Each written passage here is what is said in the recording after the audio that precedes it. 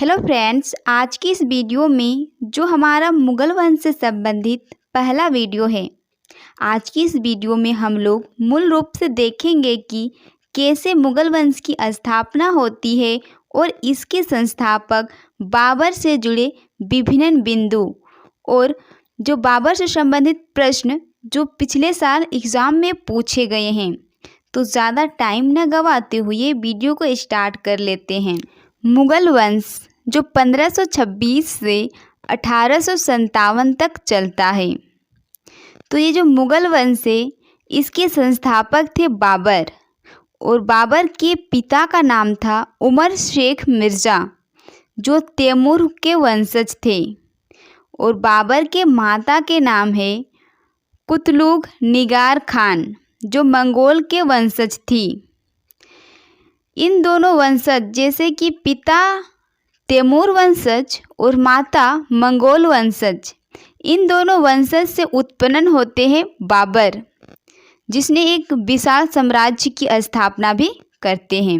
तो बाबर जिसका शासनकाल 1526 से 1530 तक यानी कि 4 साल तक चलता है। बाबर का वास्तविक नाम जहीरुद्दीन मोहम्मद बाबर था। बाबर का जन्म हुआ था 14 फरवरी 1483 ईस्वी में। 1494 ईस्वी में पिता के मृत्यु के बाद 12 वर्ष की आयु में बाबर फरगाना का शासक बना था। तो आप सब कमेंट में ज़रूर बताइए कि 14 फरवरी को कौन सा दिवस मनाया जाता है। जब बाबर का जन्म हुआ था 14 फरवरी 1483 में हुआ था, तो 14 फरवरी को कौन सा दिवस मनाया जाता है, कमेंट में ज़रूर बताइए। बाबर का प्रारंभिक संघर्ष को देख लेते हैं। 1494 में समरकंद को जीतने का प्रयास किया परंतु असफल रहा। जब बाबर फरगाना के गद्दी पर बैठा, उसी टाइम बाबर जो है समरकंद को जीतने का प्रयास किया परंतु वह असफल रहा। उसके बाद 3 साल बाद बाबर ने फिर से समरकंद को जीता, लेकिन मात्र 100 दिन के लिए। उसके बाद बाबर को समरकंद से भागना पड़ा। उसके बाद 1501 में पुनः जीत। इस बार 8 माह के लिए बाबर ने समरकंद पर शासन किया। उसके बाद बाबर को समरकंद से भागना पड़ा। 1504 में काबुल और गजनी को जीत लिया। ऐसे में बाबर ने सोचा कि अगर हम समरकंद की ओर बढ़ रहे हैं और उसमें शासन कर रहे हैं तो हमें ज़्यादा दिन तक टिकने नहीं दिया जा रहा था। लेकिन जब बाबर भारत के इलाके में जैसे काबुल गजनी पर आक्रमण कर रहे थे, तो वह उसे तो जीत लेता था, लेकिन वहाँ पे शासन भी ज़्यादा समय तक वह कर रहा था। ऐसे में बाबर ने निर्णय लिया कि क्यों न हम भारत की ओर बढ़ें। 1507 में बाबर ने बादशाह की उपाधि धारण किए और 1511 में बाबर ने एक बार पुनः समरकंद पर आक्रमण कर अधिकार कर लिया, लेकिन फिर 1512 में बाबर को भागना पड़ा। ऐसे में कहा जाता है कि बाबर जो है वह समरकंद पर अपना शासन करना चाहते थे, लेकिन जितने भी बार बाबर ने समरकंद पर आक्रमण किए, हालांकि वह जीत भी जाते थे तो कुछ ही समय के लिए रहते थे और उसे फिर भागना पड़ता था। ऐसे में बाबर ने सोचा कि क्यों न अब हम भारत की ओर आक्रमण करें। उसके बाद बाबर का भारतीय अभियान शुरू हो जाते हैं। उसके बाद बाबर धीरे धीरे भारत में एंट्री कर लेता है। जैसे कि 1519 में भारत के सीमा क्षेत्र बाजोर और भेरा को जीता। तो ये जो बाजोर और भेरा है अफगानिस्तान और पाकिस्तान के सीमा क्षेत्र हैं। उसके बाद बाबर ने 1519 में दूसरा आक्रमण किया और पेशावर को जीत लिया। ये जो पेशावर है वह पाकिस्तान में है और 1520 में बाजोर भेरा से पंजाब के सियालकोट तक अपना जीत दर्ज कर लिया। उसके बाद बाबर ने 1524 में लाहौर सहित लगभग पंजाब के अधिकांश क्षेत्र, ये जो पंजाब है इसके भी अधिकांश क्षेत्र को जीत लिया था। यानी कि देखा जाए तो भारत के इस तरफ के एरिया को, जो अफ़गानिस्तान पाकिस्तान के एरिया है, उसे बाबर ने जीत लिया था। तो अब बाबर का एंट्री होगा भारत में। यह खबर इब्राहिम लोदी को गया क्योंकि उस समय लोदी वंश का शासन चल रहा था और इब्राहिम लोदी शासन कर रहे थे।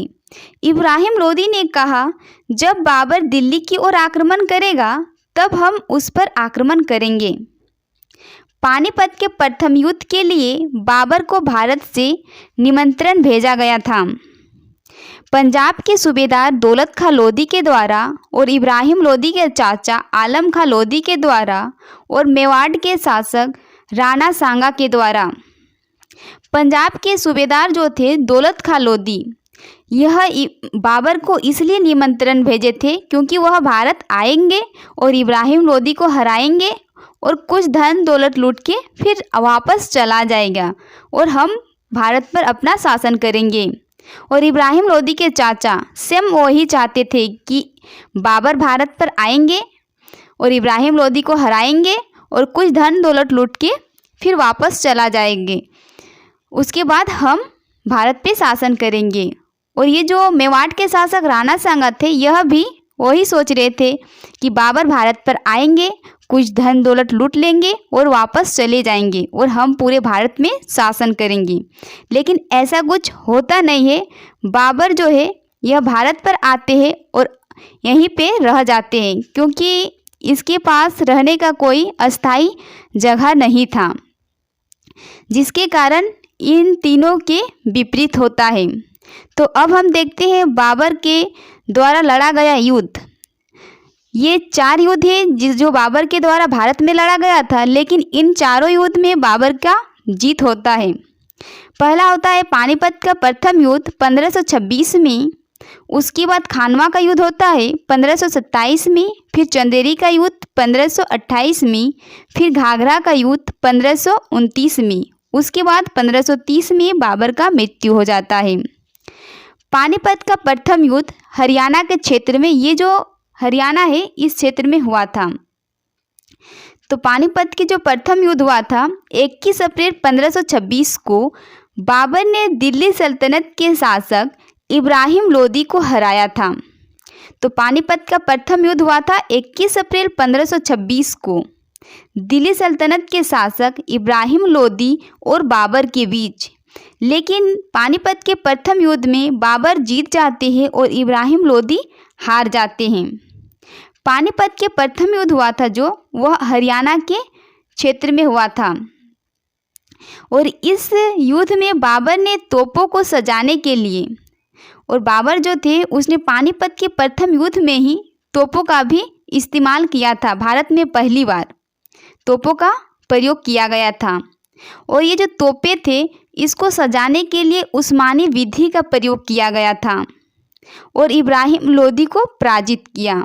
बाबर के 2 निशानेबाज, एक उस्ताद अली और एक मुस्तफ़ा, जो एग्ज़ाम में क्वेश्चन पूछे जाते हैं कि निम्नलिखित में से बाबर के निशानेबाज कौन हैं, तो एक थे उस्ताद अली और एक मुस्तफ़ा।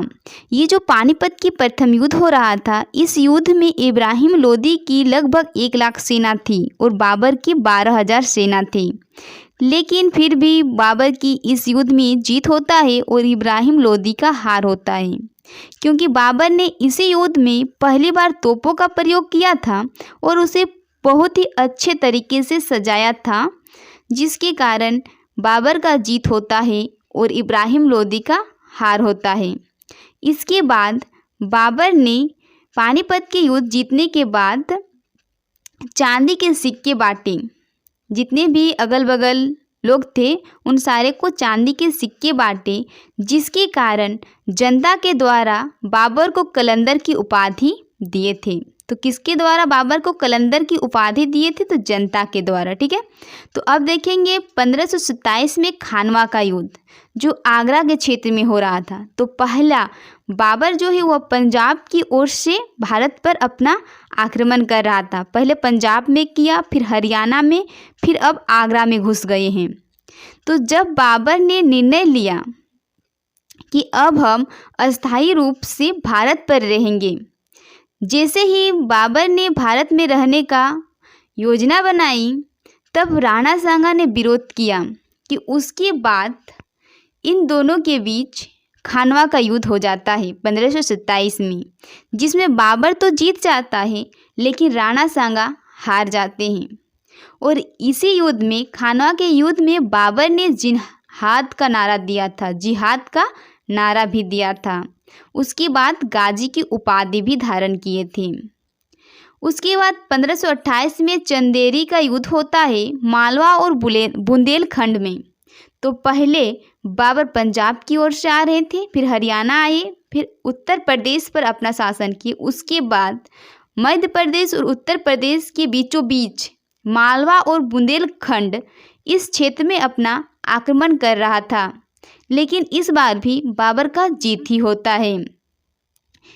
उसके बाद राणा सांगा के ये जो चंदेरी का युद्ध हो रहा था, यह राणा सांगा के सहायक मेदिनी राय और बाबर के बीच हो रहा था। यानी कि मूल रूप से देखा जाए तो चंदेरी का युद्ध जो हुआ था मेदिनी राय और बाबर के बीच हुआ था।